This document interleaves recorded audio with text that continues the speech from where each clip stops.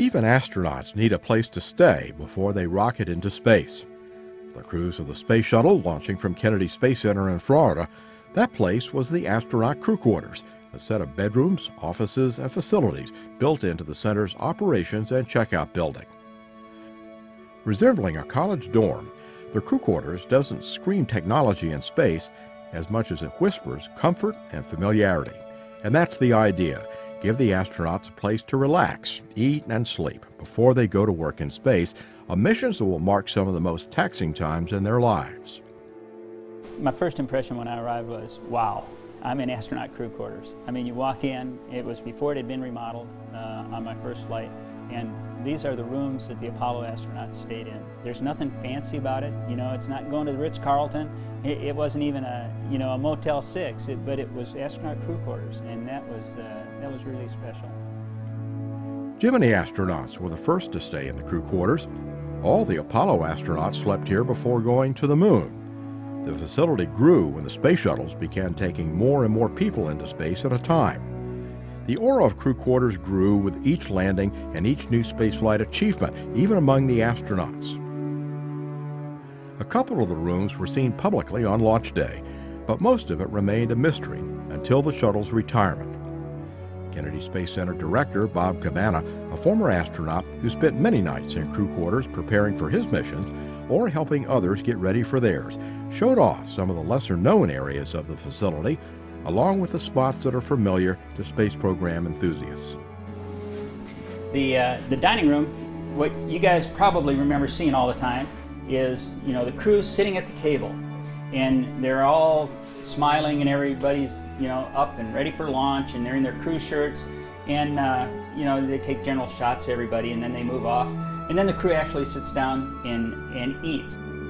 The cooks at crew quarters have to accommodate a range of tastes, keeping in mind that astronauts are often concerned about how their stomachs will behave once they get into weightlessness. I'll never forget my first flight. We're sitting around the table, and one of my crew members, who it's his first flight, and after the cameras all left, he's got steak and eggs and hash browns and coffee, and he's pouring hot sauce on, and my commander looks over and he says, going for color and distance, I see. Like the rest of the facilities in crew quarters, the bedrooms are not extravagant, but they work. It's a very small room. You got a desk, a bed, and a shower and a toilet in the bathroom. Very sparse, but very functional.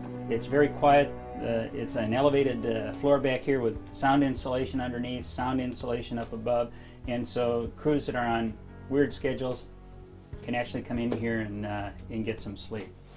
But a quiet room doesn't always do the trick when a launch is waiting the next day. It's not anxious, it's just you want to get off and do it. And in fact, one of the hardest things, some folks really like coming down to crew quarters and just relaxing a little bit before they fly. And I came down and it was like, I want to launch. We're here, let's launch tomorrow, but you can't do that right away. A new conference room was built to accommodate the larger crews of the shuttle and International Space Station, including foreign crew members. This is where they go over all the flight data file, get any changes, updates. They get the weather brief on the screens here. It's a place to come and relax.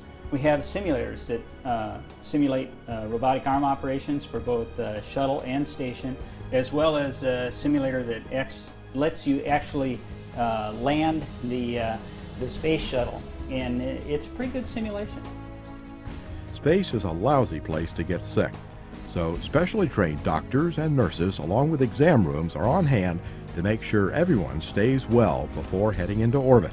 Pre and post launch, there's examinations that have to be done. You got to see the doc. If anybody got sick while they were in crew quarters, they go see the flight doc and just make sure it's those last minute checks that everything's okay. And it's just they're standard small exam rooms and a private place to meet with the doctor when you're here. A staff is on hand to take care of all the aspects of an astronaut crew's day, from housekeeping to scheduling. The people down here are family. They really get to know you. The folks that run crew quarters, they keep it clean, they cook for you. I mean, there are friends that I've made for life and have bonded with for my time down here. As much as the crew quarters is set up to mirror everyday life, There are rooms that are meant solely for the unique demands of going into space. All right, and of course you guys have seen this on TV hundreds of times. This is the suit room where the crew gets suited up to actually go fly in space. You're tight with the suit techs that are working with you, and it's that last, you know, hey, we're getting ready to go fly in space. This is really, it's a big deal. It's kind of neat. There's also a launch day tradition that plays out in this room. Probably the biggest tradition is the game Fargo Possum. And Fargo Possum is low-handed poker. And the rule is you can't leave crew quarters and go to launch until the commander wins the hand, has the lowest hand, and that sometimes takes a while. All right, we can fly! Now suited for space and following several days at crew quarters, the astronauts get to take a walk through the corridor to the elevator that will take them to the waiting Astrovan and out to the launch pad. Cabana served as the flight operations director during a number of shuttle missions, watching over the astronauts as they prepared to head into orbit. His advice to flyers was pretty simple. Let it sink in. Mostly what I tell first-time flyers is when you get ready and you're up in space and you have a free minute, make a memory. Stick your nose up to a window and make a memory, because the eyes God gave you are so much better than any camera. And when you look at a camera picture when you get home, you're disappointed.